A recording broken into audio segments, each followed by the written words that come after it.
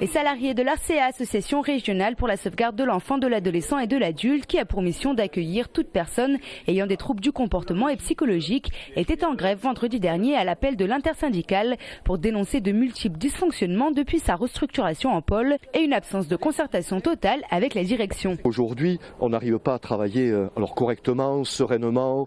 En tous les cas, nous ne sommes plus dans une logique suffisamment cohérente entre nos pratiques, nos besoins en tant que professionnels et ce qui nous est imposé par la direction générale. Que veulent les politiques sociales? Quelle place veulent-ils accorder à la souffrance, au handicap dans notre société? En Midi-Pyrénées, l'ARCEA, c'est 24 structures, 1700 salariés qui demandent un positionnement clair et écrit sur la convention collective 66 relative aux institutions des secteurs médico-social modifiée par la loi 2002. Le budget, c'est le budget de l'État, c'est le budget du Conseil général pour certains établissements.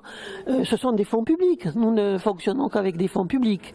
Donc nous avons des contraintes qui nous sont imposées par les différentes structures. Ce n'est pas une question de savoir s'il y a des moyens, c'est une question de choix de société, c'est-à-dire comment on veut s'occuper des publics en difficulté, comment on veut aider ces enfants, ces adultes et leurs familles qui sont également en grande difficulté. Les salariés en grève ont pénétré le conseil d'administration pour se faire entendre car ils ne souhaitent pas rester les exécutants dociles d'une déstructuration du secteur qui a déjà entraîné la mise en pièces du système hospitalier. Des propositions vont leur être apportées, mais pour l'instant, c'est toujours l'heure de la réflexion pour l'administration.